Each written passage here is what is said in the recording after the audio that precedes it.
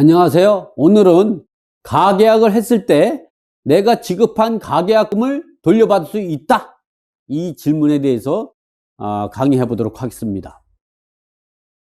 먼저 가계약의 의미와 그 효력에 대해서 알아보면, 이 가계약은 정식으로 계약을 맺기 전에 임시로 맺은 계약이고, 이 가계약금은 가계약 단계에서 지급되는 돈이다. 여기까지 우리가 잘 알고 있죠. 그러나 이런 가계약을 하고 나서 그 가계약금이 소액이다 보니까 이거를 지급한 상태에서 나는 계약하기로 약속했기 때문에 내가 계약을 안 할 때 이걸 돌려받을 수 있다. 아니면 상대방 측에서는 아니다. 당신이 이 가계약금을 지급하고 계약을 보류했기 때문에 그로 인해서 내가 손해가 발생했기 때문에 그 가계약금은 해약금이 되므로 돌려받을 수 있다. 이런 거 갖고 다툼이 생기죠. 이거에 대해서 최근에 분명한 대법원 판례가 나왔습니다. 그래서 오늘 강의도 그러한 대법원 판례 갖고 설명을 하는 과정에서 강의를 하게 된 겁니다.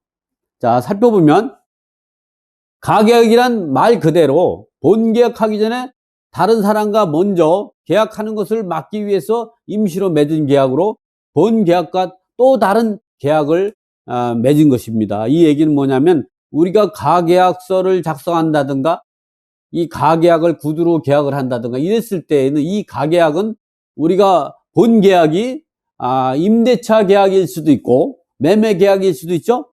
그러한 계약을 하기로 이제 그 약속을 하고 그 증거금으로 지급한 걸 우리가 가계약금이라고 하죠.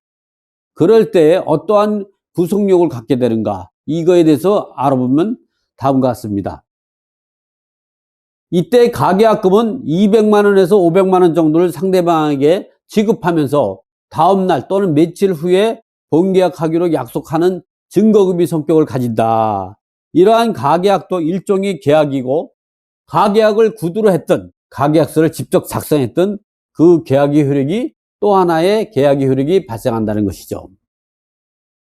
자, 다음은 가계약을 하는 목적과 그 구속력은 어떤가. 우리가 가계약이라는 것은 임대차 계약인 본계약 또는 매매 계약을 본계약으로 하기 전에 가계약을 체결하고, 즉 임대차 계약을 목적으로 또는 매매 계약을 목적으로 본계약을 하기 전에 가계약을 체결하고, 이 가계약금을 지급하는 것은 매수인 또는 임차인에게 다른 사람에게 우선하여 본계약을 체결할 수 있는 우선적 선택권을 부여하고, 매도인 또는 임차인은 이를 수인하는 데 본질적인 의미가 있다. 즉, 이 가계약하고 가계약금을 지급하고 다른 사람에게 임차하지 말라, 다른 사람에게 매매하지 말라, 그런 의사죠.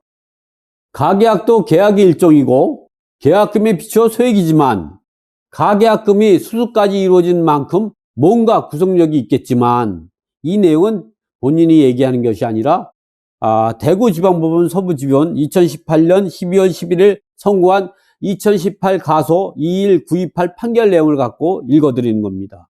임시계약이다 보니 본계약보다는 약한 구속력을 가진 약간의 불분명한 무엇일 수밖에 없다. 결국은 가계에 관한 당사자들이 의사합치 내용이 무엇인지에 관한 해석이 문제로서 당사자들이 가계약에 이른 경위에 따라 다양한 해석이 가능하다는 거죠.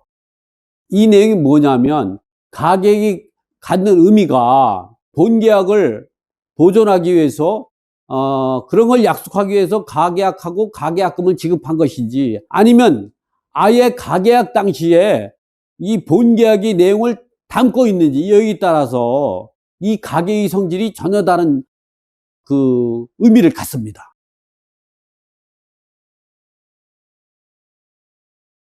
첫째, 가계약이 본래의 의미대로 본계약 체결을 약속하며 그 증거금으로 지급한 가계금이다. 이런 경우는 그야말로 또 하나의 본계약을 약속하면서 계약서를 작성한 거죠. 이 경우 과거 법원은 본계약을 체결하지 않으면 가계약금을 해약금으로 지급해야 한다는 판결을 유지해 오다가, 다음 대법원 2022-247187 판결처럼 해약금 또는 위약금 조항이 없이 가계약하고 가계약금을 지급한 경우 가계약금을 해약금으로 볼 수 없기 때문에 반환해야 한다는 취지로 변경되었습니다.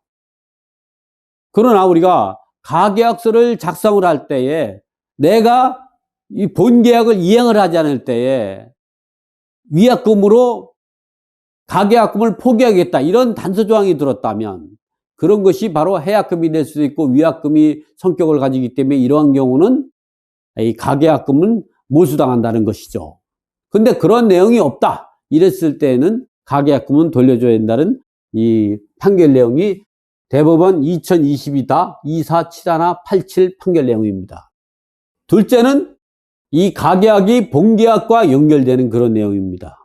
법원은 가계약서만 작성되었더라도 매매계약의 중요 사항이 합의가 있었다면 매매계약이 성립된 거로 판단하고 있다. 즉 우리가 얼마에 팔고 계약날은 언제, 본계약은 언제 할 것이고 그리고 계약금, 중도금, 잔금은 언제 지급할 것이다. 이런 매매 계약에 관한 내용이 가계약에 첨부되어 있다거나 그런 것들이 명시되어 있다면 이런 것들은 좀 전 첫 번째 사례와 같은 증거비 성격이 아니라 본계약이 효력이 발생한다는 것이 바로 대법원 2006 11월 24일 선고한 2005-39594 판결 내용입니다. 이 내용을 읽어보면 비록 가계약서에 잔금 지급 시기가 기재되지 않았고 후에 정식 계약서가 작성되지도 않았다고 하더라도 위 가계약서 작성 당시 매매계약의 중요한 사항인 매매 목적물과 매매 대금 등이 특정되고 중도금 지급 방법에 관한 합의가 있었으므로 원고와 피고 사이에 이 사건 부동산에 관하여 매매계약은 성립되었다고 판단했다 이런 거죠. 그러니까 우리가 가계약서 작성할 때 가계약서에 본계약을 어떻게 하겠다 그런 것들이 자세하게 적혀 있다면 본계약서를 작성하기 전에 가계약서를 작성한 것만으로도 이미 매매계약서 작성했기 때문에 이 가계약금을 돌려받을 수 없는 건 물론이고 그 일방 당사자가 계약을 깰 수가 없는 거죠. 그런 내용에 대해서 이야기하는 겁니다. 이런 경우에는 당사자 간의 의사 합치로 계약의 효력이 발생한 것이므로 가계약금 반환이 어려울 뿐만 아니라 더 나아가 계약을 해지하려면 본 계약 매매 대금이 계약금 상당 금액을 해약금으로 지급하고 계약을 해지해야 하는 어려운 상황에 몰릴 수도 있다는 사실에 유의한다. 그래서 우리가 가계약서 작성할 때에 그야말로 첫 번째 사례와 같이 증거금이 효력이 있느냐 아니면 본계약의 효력이 발생하느냐 이거 상당히 주의해야 합니다. 우리가 본계약이 이러한 이유로 작성했다 그러면 가계약금만 포기하고 계약을 해지하기가 상당히 어렵죠. 이러한 내용들을 자세히 알고 우리가 가계약서를 작성해야 되는 거죠. 대법원이 2022년 9월 29일 선고한 2022-247187 임대차 가계약금 반환 청구 소송에서 이때는 이제 가계약을 하고 가계약금을 지급한 임차인이 부당이득 반환 청구 소송한 거죠. 내가 지급한 가계약금은 해약금에 해당이 되지 않기 때문에 부당이득으로 반환해야 된다. 그런 취지로 소송을 제기했는데 좀 전에 판례에서는 이제 해약금이 성격을 가지고 있어 반환하지 않아도 된다는 그런 판결 유죄에다가 이 판결 내용에서는 판결이 바뀌었죠. 가계약금에 관하여 해약금 약정이 있었다고 인정하기 위해서는 약정의 내용, 계약이 이루어지게 된 동기, 경위, 당사자가 계약에 의해 달성하려고 하는 목적과 진정한 의사, 거래 관행 등에 비추어 정식으로 계약을 체결하기 전까지 교부자는 이를 포기하고 수령자는 그 배액을 상환하여 계약을 체결하지 않기로 약정하였음이 명백하게 인정되어야 한다. 이런 내용이 나오죠. 이 내용은 이제 그 대법원 2021-2483 하나둘 판결 내용을 참조해서 내용입니다. 이 가계약에 대한 해약금 약정이 있으려고 하면 이런 내용이 포함되어야 된다는 것이죠. 이제 1심과 2심은 어떻게 판결했냐? 서울중앙법원 2022년 5월 20 선고한 2021나 6774 하나는 2심 판결이죠. 여기에서는 원고가 피고 이에게 지급한 금원을 가계약금이라고 보면서도 가계약금은 교부자인 원고가 스스로 계약을 포기한 경우 당사자 사이에 달리 정함이 있지 아니하는 한 수령자인 피고 이에게 몰치된다는 이유로 원고의 피고 이에 대한 가계약금 반환 청구 소송을 배척하였다는 거죠. 이런 내용을 대법원에서는 어떻게 판결했느냐. 앞서 본 법리에 의하면 이런 내용이 적혀 있다는 거죠. 당사자 사이에 가계약금을 해약금으로 하는 약정이 있었음이 명백히 인정되지 아니하는 한, 명백하게 인정이 되려면 이런 내용이 있어야 되는 거죠. 이와 같이 그 가계약금에 관한 해약금 약정이 있었다고 인정되기 위해서는 이러한 그 앞에서 이야기했던 내용들이 담아 있어야 되는데, 원고가 스스로 계약을 체결을 포기하더라도 가계약금이 피고이에게 몰치되는 것으로 볼 수 없다고 할 것이다. 그럼에도 원심은, 즉 서울중앙지법원에서 한 거죠. 2심 판결이죠. 그와 같은 해약금이 약정의 존재를 제대로 확인하지도 아니한 채 그 판시와 같은 이유만으로 원고의 청구를 배척하고 말았으니 이와 같이 부당이득으로 반환할 수 없다고 이 판결에 했으니 그 말이죠. 이러한 원심의 판단에 가계약금에 관한 법리를 오해하여 대법원이 판례에 상반되는 판단을 함으로써 판결에 영향을 미친 잘못이 있다.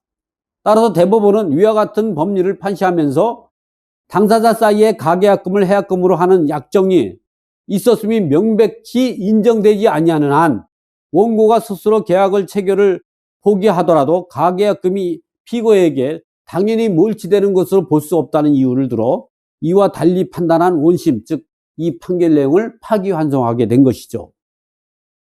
오늘 강의 내용을 좀 종합적으로 분석해 보면 이렇습니다. 첫 번째, 가계약이 본계약으로 연결되는 것이 아니라 순수하게 가계약으로서 본계약과 다르게 증거금을 지급하고 또 하나의 계약을 만든 상이죠. 이럴 때에는 가계약금을 돌려주는 것이 원칙입니다. 그러나 그러한 가계약이라고 하더라도 그 가계약에 해약금이라든가 위약금의 내용이 기재가 되어 있다면 그런 경우는 가계약금은 돌려받을 수 없다는 내용을 알고 있어야 합니다. 두 번째로 우리가 유의할 점은 가계약이 증거금의 성격을 넘어서 본계약의 일환으로 작성된 것이죠. 이럴 때에는 가계약금은 몰수된다고 봐야죠.